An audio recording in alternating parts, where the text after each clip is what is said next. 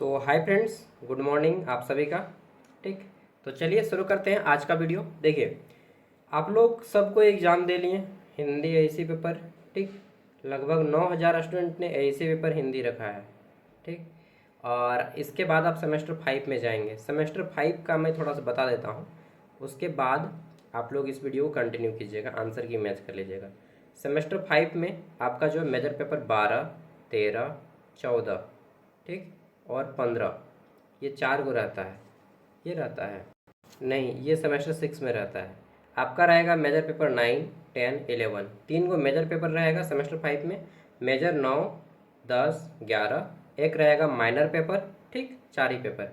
और एक रहेगा IFA, इंटर्नशिप अप्रेंटिसशिप प्रोजेक्ट। उसमें आपको फाइल में लिख के 40 पेज का एक फाइल में लिख के देना होगा। तो सेमेस्टर 4 में जो हो गया कंप्लीट। 5 में आपका 4 पेपर रहेगा और एगो प्रैक्टिकल रहेगा, IFP का प्रैक्टिकल। IFP उसके ऊपर ऑलरेडी वीडियो डाला हुआ है। ठीक है, तो 4 पेपर रहेंगे और एक भी पेपर ऑब्जेक्टिव नहीं आएगा। अब आपका ऑब्जेक्टिव से पाला खत्म, अब बस लिखने वाला पेपर है सेमेस्टर 5 में। उसके बाद सेमेस्टर 6 खत्म ग्रेजुएशन। तो चलिए शुरू करते हैं। ठीक है, आंसर मैच करते चलिएगा और वीडियो पसंद आए तो लाइक कीजिएगा। और हमारा एक दूसरा चैनल है सागर साहब, उसमें 90,000 प्लस सब्सक्राइबर हैं, उसको देख लीजिएगा, मज़ा आएगा। उसमें वैकेंसी सब अपडेट देता रहता हूँ मैं, प्राइवेट जॉब वगैरह और स्कीम्स वगैरह।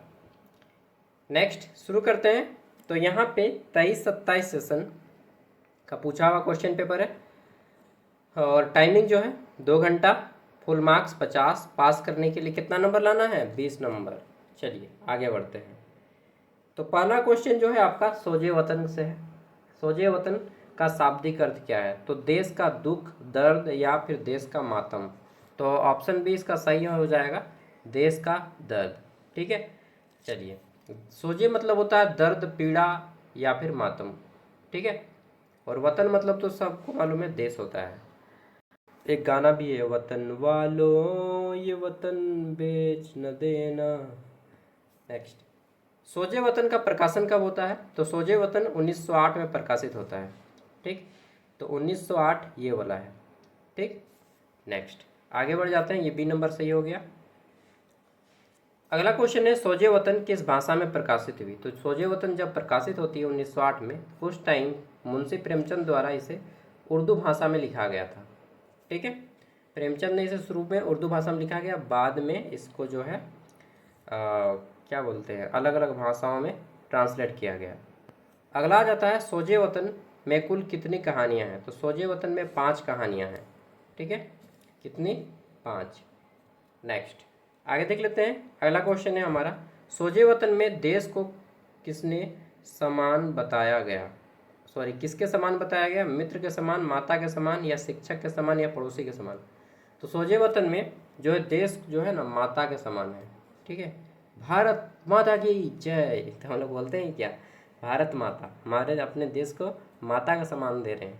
ठीक है, तो देश जो होता है हमारी मातृभूमि होती है। नेक्स्ट अगला आ जाता है हमारा, सोजे वतन के रचनाकार कौन है? प्रेमचंद। तो सबको इतना जी क्वेश्चन पूछा है, सब पास हो जाएंगे। सोजे वतन संग्रह की कौन सी कहानी में दिलफिगार का नाम पात्र है? तो दिलफिगार किस में रहता है? तो दिलफिगार रहता है आपका दुनिया का अनमोल रत्न। ठीक है, नेक्स्ट अगला आ जाता है हमारा यहाँ पे, सोजे वतन कहानी में देश के प्रति प्रेम किस रूप में प्रकट हुआ है? तो देश के प्रति जो प्रेम है वह बलिदान और त्याग के प्रति यहाँ पे प्रकट हुआ है। ऑप्शन बी इसका राइट आंसर हो जाएगा। ओके, नेक्स्ट अगला है हमारा यहाँ पे, कहानी के पात्रों का मुख्य उद्देश्य क्या है? तो जो सोजे वतन का कहानी है, इसके पात्रों का मुख्य उद्देश्य क्या है? देश की सेवा। ठीक है, जिसको देशभक्ति भी बोल सकते हैं।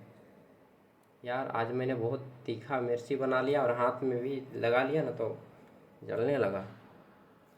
नेक्स्ट, कहानी में किस गुण को सबसे श्रेष्ठ माना गया है? सोचिए, जब इतना तीखा है, मतलब इतना झाल है कि हाथ में जलने लगता है, तो पेट में जाके क्या वही चीज़ गैस बनने लगता है। ज़्यादा तीखा खाने से ना पेट में गैस बनता है। ठीक, तो ज़्यादा तीखा या झाल नहीं खाना चाहिए, क्योंकि हाथ में जब छूने से जलने लगता है, सोचिए कि अंदर जब हमारा इंटेस्टाइन में जाता होगा तो जरूर जलन उत्पन्न करेगा और उसी से फिर हमारा जो है गैस बनना शुरू होता है और अपच। ठीक है, चलिए नेक्स्ट टाइम से इतना मसाला नहीं खाऊंगा यार। कहानी में किस गुण को सबसे श्रेष्ठ माना गया है? तो देखिए, देशभक्ति की भावना को सबसे श्रेष्ठ माना गया है। ओके, नेक्स्ट अगला आ जाता है, पात्रों के कार्यों से क्या संदेश मिलता है? तो पात्र के जितने भी कार्य हैं इनसे हमें देशभक्ति के संदेश मिलता है। ओके, देश के लिए त्याग का, समर्पण का। कहानी में देश के प्रति समर्पण किससे प्रकट होता है? शब्दों से या देशभक्ति से? ऑप्शन बी, देशभक्ति से। नेक्स्ट, सोजे वतन कहानी का मुख्य उद्देश्य क्या है? सोजे वतन कहानी का मुख्य उद्देश्य क्या है? देशभक्ति। ठीक, एकदम लग रहा होगा कि मज़ा मज़ा क्वेश्चन दिया है यार। नेक्स्ट, कहानी में वतन शब्द का अर्थ क्या है? ठीक है, वतन मतलब देश। ठीक, नेक्स्ट अगला आ जाता है हमारा, सोजे वतन में किस भावना का सबसे अधिक महत्व है? तो सोजे वतन में जो है त्याग की भावना का सबसे अधिक महत्व है। ठीक, राष्ट्र के लिए त्याग, देश के लिए त्याग, देश के लिए बलिदान। नेक्स्ट क्वेश्चन आ जाता है हमारा यहाँ पे, कहानी के पात्र देश के लिए क्या करने के लिए तैयार हैं? तो संघर्ष और बलिदान देने के लिए तैयार हैं। ठीक है, सोजे वतन शीर्षक में सोजे का अर्थ क्या है? सोजे मतलब क्या होता है? दर्द। सोजे मतलब दर्द होता है, तो यहाँ पे वतन का दर्द हो जाएगा जब अंग्रेजों से हम गुलाम थे। ठीक है, नेक्स्ट, सोजे वतन कहानी किस प्रकार की रचना है? तो देशभक्ति प्रधान कहानी है ये, ऑप्शन बी। नेक्स्ट, वाक्य के प्रकार बताने। अब यहाँ से आपका क्या शुरू हो जा रहा है? यूनिट 2। वाक्य प्रकार है गद्य, पद, नाटक और एकांकी, कहानी और उपन्यास, या आत्मकथा और जीवनी। तो सिंपल सा यहाँ पे देखने से भी लगता है कि जो गद्य, पद, ये राइट आंसर हो जाएगा। ठीक है, नेक्स्ट आगे देख लेते हैं। और ये जो गद्य और पद साहित्य की ये विद्याएं मानी जाती हैं। ओके, 20 नंबर क्वेश्चन आ जाता है, कर्ता कारक का चिन्ह क्या है? तो देखिए, कारक के, अच्छा कारक तो नहीं था आप में, कारक से क्वेश्चन पूछते हैं यार, कारक तो सिलेबस में नहीं था। कर्ता कारक का चिन्ह होता है कर्ता ने। कर्ता ने कर्म को करण से संप्रदान के लिए, अपदान से संबंध का, अधिकरण में पर संबोधन अरे ओ। ठीक है, तो कर्ता कारक का ये सब चिन्ह है, लेकिन कारक नहीं था सिलेबस में। नाक का बाल होना, मुहावरे का अर्थ क्या है? नाक का बाल होना मतलब अत्यधिक प्यारा। ठीक है, अधिक प्यार होना, ऑप्शन सी इसका राइट आंसर हो जाएगा। महाज और विद्यालय बराबर महाविद्यालय, महाविद्यालय यानी कि कॉलेज। ठीक, आगे देख लेते हैं नेक्स्ट क्वेश्चन। क्वेश्चन आ जाता है हमारा, कमल का पर्यायवाची शब्द क्या है? तो कमल का पर्यायवाची शब्द क्या है? पंकज, सरज, जलज, नीरज और बहुत सारा। ठीक, तो यहाँ पे कमल का पर्यायवाची शब्द क्या है? जल नहीं होगा, पृथ्वी नहीं होगा, आकाश नहीं होगा, अम्बुज, अम्बुज हो जाएगा। ठीक है, अम्बुज, जल से उत्पन्न होने वाला कमल, अम्बुज का अर्थ होता है। नेक्स्ट, गंगा का पर्यायवाची शब्द क्या है? तो भागीरथी, सरस्वती, सॉरी भागीरथी, सरित, और क्या बोलते हैं, मंदाकिनी। ठीक, तो भागीरथी यहाँ पे राइट आंसर हो जाएगा। नेक्स्ट, हिंदी में कारक की संख्या कितनी है? तो कारक के 8 भेद होते हैं, कर्ता कारक, कर्म कारक, करण कारक, संप्रदान कारक, अपदान कारक, संबंधन कारक। ठीक है, संबंध कारक। आगे की सोच, जो व्यक्ति आगे की सोचता है उसको क्या बोलते हैं? तो देखिए 25 क्वेश्चन हो चुके हैं, अगर यहाँ तक आपका 20 क्वेश्चन सही हो जा रहा है तो आप पास माने जाएंगे। ठीक है, तो यूनिट 1 तो बहुत आसान था, यूनिट 2 थोड़ा सा टफ रहेगा क्योंकि ये ग्रामर है। ठीक, हिंदी व्याकरण। जो आगे की सोचता हो उसे क्या कहते हैं? तो जो आगे की सोचता हो उसे अग्रसोची कहते हैं। ठीक, अग्रसोची। और हिंदी में एक बहुत अच्छा वर्ड है दूरदर्शिता। ठीक, दूरदर्शी जिसको बोलते हैं। नेक्स्ट, लोक साहित्य में समास है कैसे? लोक साहित्य में समास है कैसे? अच्छा, थोड़ा सा क्वेश्चन को घुमाया है। लोक साहित्य में समास यहाँ पे पूछा है कि लोक साहित्य में कौन सा समास है। ठीक है, तो ये जो है ना, समास का कौन सा प्रकार से है संबंधित, लोक साहित्य में समास कैसा है? ये तो तत्पुरुष समास है, तो इसका समास विग्रह करने बोला है। लोगों का साहित्य हो जाएगा, या लोगों के साहित्य, या लोक से साहित्य, या लोक में साहित्य। तो लोक साहित्य क्या होता है? लोगों का साहित्य। ऑप्शन है इसका राइट आंसर हो जाएगा लोगों, लोक का साहित्य, लोक। नेक्स्ट, अगला जाता है हमारा वाक्य का मुख्य अंग है। तो वाक्य का मुख्य अंग क्या है? उद्देश्य या विधेय, निष्कर्ष या विधेय, या उपसंहार और विधेय, या महत्व और विधेय। क्या हो जाएगा वाक्य का मुख्य अंग? देखिए, तो ये उद्देश्य और विधेय होगा। उद्देश्य मतलब होता है सब्जेक्ट, इंग्लिश में बोलते हैं ना subject plus verb plus object. तो ये उद्देश्य मतलब होता है सब्जेक्ट, विधेय होता है आपका प्रेडिक्ट। तो इन दोनों से मिलके हमारा क्या बनता है? वाक्य का मुख्य अंग। नेक्स्ट, अगला आ जाता है कि अन्वय शब्द का शाब्दिक अर्थ क्या है? अन्वय, अन्वय शब्द का शाब्दिक अर्थ क्या है? परस्पर मेल। ठीक, परस्पर मेल। ऑप्शन ए इसका राइट आंसर हो जाएगा। नेक्स्ट, आगे देख लेते हैं। क्वेश्चन है, अवधि का दूसरा नाम क्या है? अवधि, ठीक, अवधि का दूसरा नाम क्या हो जाएगा? तो देखिए, अवधि जो है ना एक भाषा भी है, ठीक, और अवधि एक समय सीमा भी होती है। तो यहाँ पे क्या हो जाएगा? अवधि जो है हमारा एक क्या बोलेंगे, वैश्यवाणी है, शोरसेनी है, अपभ्रंश है। ये अपभ्रंश है। अपभ्रंश मतलब क्या होता है? परिवर्तन। ठीक है, तो अवधि जो है, अवधि का दूसरा नाम अपभ्रंश है। ओके, नेक्स्ट, आगे देख लेते हैं। क्वेश्चन है, हिंदी शब्द का सर्वप्रथम प्रयोग किसने किया? तो हिंदी शब्द का सबसे पहले प्रयोग किसने किया था? तो ये हो जाएगा पारसियों ने। हिंदी जो है हमारा सिंधु नदी से उत्पन्न एक वर्ड है। सिंधु नदी किनारे रहने वाले लोगों को हिंदू कहा गया, फिर बाद में हिंदू कहा गया जो एक धर्म माना जाने लगा, और फिर बाद में हिंदू से हिंदी बना, ठीक, और हिंदी से फिर हिंदुस्तान बना। नेक्स्ट, अवहट्ट से क्या समझते हैं? ये जो अवहट्ट है इसका अर्थ क्या है? तो अवहट्ट मतलब क्या होता है? अवहट्ट मतलब साहित्यिक अपभ्रंश, मतलब साहित्य का परिवर्तन। ठीक, तो इसको हम लोग बोलेंगे शैरसैनी अपभ्रंश। नेक्स्ट, अगला जाता है, हिंदुस्तान के स्थान पर हिंदी का प्रयोग सर्वप्रथम किसने किया? तो हिंदुस्तानी के स्थान पर हिंदी का प्रयोग सबसे पहले किसने किया था? तो डॉक्टर जॉर्ज ए ग्रियर्सन ने। ठीक, जॉर्ज ग्रियर्सन। ऑप्शन बी इसका राइट आंसर हो जाएगा। ठीक, ए ग्रियर्सन ने भारतीय भाषाओं के अध्ययन के लिए इन शब्द का प्रयोग किया था। ओके, नेक्स्ट, अल्पज का विपरीतार्थक शब्द क्या है? अल्पज मतलब कम समय के लिए। ठीक है, अल्पज मतलब कम समय के लिए। तो अल्पज का विलोम हो जाएगा आपका बहुज्ञ।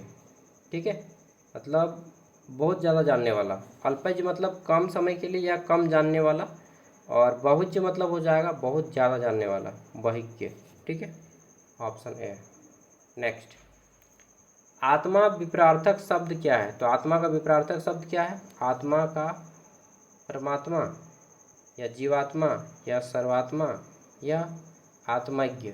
तो आत्मा का जो विपरीतार्थक शब्द होगा वह होगा परमात्मा। ठीक है, नेक्स्ट, आगे देख लेते हैं। अगला जाता है, समुद्र का पर्यायवाची शब्द क्या है? समुद्र का पर्यायवाची शब्द क्या है? तो समुद्र को हम लोग क्या बोलते हैं? जलाशय, सरोवर, पुष्कर, या रत्नाकर। समुद्र को हम लोग जो है रत्नाकर के नाम से भी जानते हैं, यानी कि यह रत्नों का भंडार है। ठीक, रत्नों का भंडार, समुद्र को रत्नों का भंडार कहा जाता है, आपको मालूम है, इसलिए इन्हें रत्नाकर भी कहा जाता है। ऑप्शन है।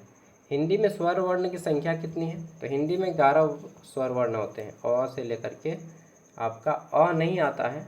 ठीक, अ नहीं आता है, अंग नहीं आता है, अ नहीं आता है, और री भी। री को काउंट किया जाता है कभी कभी, कभी कभी नहीं काउंट किया जाता। तो री को काउंट कीजिएगा तो 11 होगा, री को काउंट नहीं कीजिएगा तो आपका 10 होगा। तो जनरली हम लोग 11 बोलते हैं। ठीक, नेक्स्ट, और 12 भी बोलते हैं अगर काउंट कीजिएगा आपको तो। नेक्स्ट, स्वर वर्ण कितने भागों में बांट सकते हैं? तो स्वर वर्ण को हम लोग कितने भागों में बांट सकते हैं? 3 भागों में हर स्वर, दीर्घ और विलुप्त एक होता है। ठीक, हर स्वर जैसे बोलते हैं ना, हर स्वर लगाइए, दीर्घ लगाइए, और एक होता है विलुप्त। ठीक है, तो 3 भागों में हम लोग स्वर को बांट सकते हैं, हर स्वर, दीर्घ और विलुप्त। नेक्स्ट, संयुक्त स्वरों का अन्य नाम क्या है? तो जितने भी संयुक्त स्वर हैं इन सभी को हम लोग किस नाम से जान सकते हैं? तो इनको हम लोग संयुक्त अक्षर बोलते हैं, संयुक्त अक्षर। ठीक, संयुक्त अक्षर। नेक्स्ट, संयुक्त अक्षर कौन कौन से हैं? तो देखिए हक्ष, त्र और ज्ञ, ये तीनों जो है संयुक्त अक्षर है। ठीक, यानी कि ये दो व्यंजन के मिल के बना है ये अक्षर, इसीलिए संयुक्त होके बना, तो संयुक्त अक्षर कह दिए। वर्णमाला में कितने वर्ण होते हैं? ठीक है, तो वर्णमाला में वर्णों की संख्या टोटल कितनी होती है? 47, 47। आप बोलिएगा भैया ये कौन भाषा में लिखा है? ये जो है ना देवनागरी हिंदी में लिखा है, देवनागरी हिंदी, ये देवनागरी हिंदी। ठीक, 7 को कैसा लिखते हैं? जी 7 को ऐसा लिखते हैं, तो ये वाला हो जाएगा। आपको मालूम है ना, ये 1 2 3 4 5 6 7 8 9, ठीक, 10, ऐसा होता है 1 2। नेक्स्ट, अगला जाता है ट वर्ण का उच्चारण स्थान क्या है? तो ट हम लोग कहाँ से बोलते हैं? ठीक, ये उच्चारण अंग के बारे में पूछ लिया जाता है। तो ट ट ट बोलिएगा ना, तो आपका जीभ जो है मूर्धा के सामने टच होगा, तो मूर्धा से बोलते हैं। क, तो क का जो ध्वनि है वो कंठ से निकलता है। नेक्स्ट आ जाता है हमारा उभय वर्ण कितने होते हैं? ठीक है, तो उभय वर्ण कितने हैं? उभय वर्ण की संख्या कितनी है? उभय वर्ण, इसको हम लोग ऊष्म वर्ण भी बोलते हैं। तो 4 को ऊष्म वर्ण है। ठीक, ये स और ह, तालिब स, मूर्धन स, दंत स, ये तीनों को स बोलते हैं, स। ठीक, ह। नेक्स्ट, व्यंजन को कितने भागों में बांट सकते हैं? व्यंजन को जो है हम लोग 3 भागों में बांट सकते हैं। ठीक, कौन सा? तो स्पर्श व्यंजन, अंतःस्थ व्यंजन और ऊष्म व्यंजन। 3 को व्यंजन है, अंतःस्य, अंतःस्थ, मतलब अंतःस्थ बोलिए उसको, स्पर्श व्यंजन, अंतःस्थ व्यंजन और ऊष्म व्यंजन, ये 3 को होता है। नेक्स्ट है वर्ण का दूसरा नाम क्या है? तो वर्ण को हम लोग और किस नाम से जानते हैं? अक्षर नहीं बोलते हैं यार, एकदम छोटा छोटा अक्षर में लिखो। तो भाषा की सबसे छोटी इकाई होती है जिसको वर्ण कहते हैं, इसको हम लोग अक्षर भी बोलते हैं। ठीक है, भाषा का मूल आधार क्या है? तो भाषा का सबसे मूल आधार है हमारा नैतिक और भौतिक।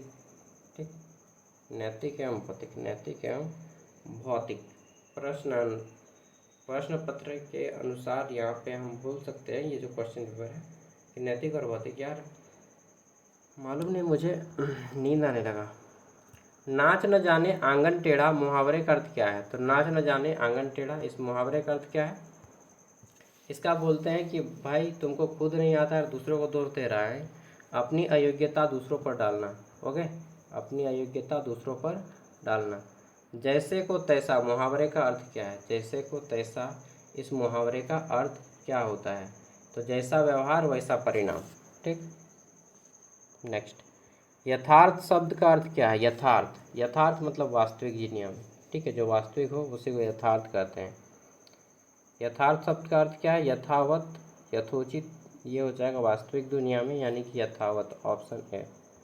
ओके, नेक्स्ट 50 नंबर क्वेश्चन है, संज्ञा के कितने भेद हैं? तो संज्ञा के कितने भेद होते हैं? 5 भेद होते हैं भाई, खत्म आपका पेपर। 20 क्वेश्चन सही है तो आप पास माने जाएंगे। ओके, और सेमेस्टर 4 के बारे में बता, आपका जो रिजल्ट है दोस्त, आपका रिजल्ट ना, अब देखिए यूनिवर्सिटी, सभी यूनिवर्सिटी अभी 22 तारीख तक छुट्टी है, मतलब 22 जून तक छुट्टी है। उसके बाद बकरीद है और कुछ त्यौहार है, तो मतलब पूरा का पूरा जून छुट्टी है। ठीक, मुझे नींद आ रहा है, तो पूरा का पूरा जून छुट्टी है। इसके बाद आपका जुलाई में कॉपी जांच शुरू हो जाएगा। ठीक है, और जुलाई में कॉपी जांच चलेगा, अगस्त तक आपका रिजल्ट आ जाएगा, अगस्त। ठीक, तो हो सकता है सेमेस्टर 5 का एग्ज़ाम सितंबर या अक्टूबर में आपका हो जाए। ठीक, सितंबर में हो जाएगा आपका एग्ज़ाम सेमेस्टर 5 का। सितंबर में सेमेस्टर 5 अगर हो जाता है तो आपका 23-27 है ना, सेमेस्टर 6 का एग्ज़ाम आपका सितंबर, अक्टूबर, नवंबर, दिसंबर, जनवरी, हाँ जनवरी तक हो जाएगा आपका इसका एग्ज़ाम सेमेस्टर 6 का। ठीक, मतलब अप्रैल आते आते आप लोग सेमेस्टर 6 का फाइनल मार्कशीट आपके हाथ में हो जाएगा, पार लग जाएंगे। ठीक, चलिए और 1 साल बचा है, 1 साल भी नहीं अच्छे से, मतलब मान के चलिए ना, यदि बहुत इसी तरह से चलता रहा, फास्टली काम करता रहा आपका यूनिवर्सिटी, तो जनवरी फरवरी तक आपका सेमेस्टर 6 कंप्लीट। ठीक है, सेमेस्टर 5 में आपका मेजर पेपर 9 होगा, 10 होगा, 11 होगा, 3 गो मेजर पेपर, एक माइनर पेपर रहेगा। ठीक, जो सेमेस्टर 1 में रखे थे आप या 3 में या 5 में वही रहेगा। हिस्ट्री रखे होंगे या पॉलिटिकल साइंस या ज्योग्राफी या हिंदी या इंग्लिश, कुछ भी तो रखे होंगे ना, वही रहेगा। ठीक है, और ऑब्जेक्टिव अब कुछ नहीं आएगा। ओके, और क्या बताएंगे, हाँ चलिए सब कुछ इसी तरह से मिलते हैं। जोहार। जो लोग ज्ञान सागर ऐप नहीं इंस्टॉल किए हैं, फिर से बोल रहा हूँ इंस्टॉल कर लीजिए। ठीक है, वहाँ पे सेमेस्टर 5 का नोट्स डाला हुआ है, किस किस सब्जेक्ट का डाला हुआ है वो मैं बोल दे रहा हूँ। हिंदी का अपलोड है, हिस्ट्री का अपलोड है, पॉलिटिकल साइंस का अपलोड है, बीकॉम का अपलोड है। ठीक है, ज्योग्राफी का अपलोड है,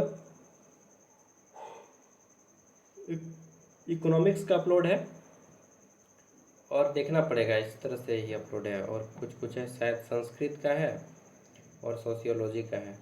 बाकी जो अपलोड नहीं है मैं धीरे धीरे प्रयास करूँगा उनको अपलोड कर देने का। ओके दोस्तों, बाय जोहार। मुझे नींद आ रहा है, मालूम नहीं, खाना खाया हूँ इसलिए शायद।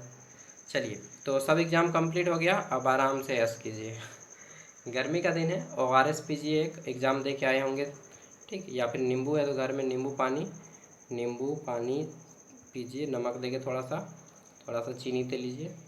ठीक, चीनी का प्रयोग दूध के साथ नहीं बल्कि कभी कभी नमक के साथ कर सकते हैं। तो मिलते हैं अगली वीडियो में। और सावन महीना का दिन आएगा, अब खेती कीजिए घर में। ठीक, हल वगैरह चलाइए थोड़ा। चलिए, मैं भी इस बार खेती करने का सोच रहा हूँ यार।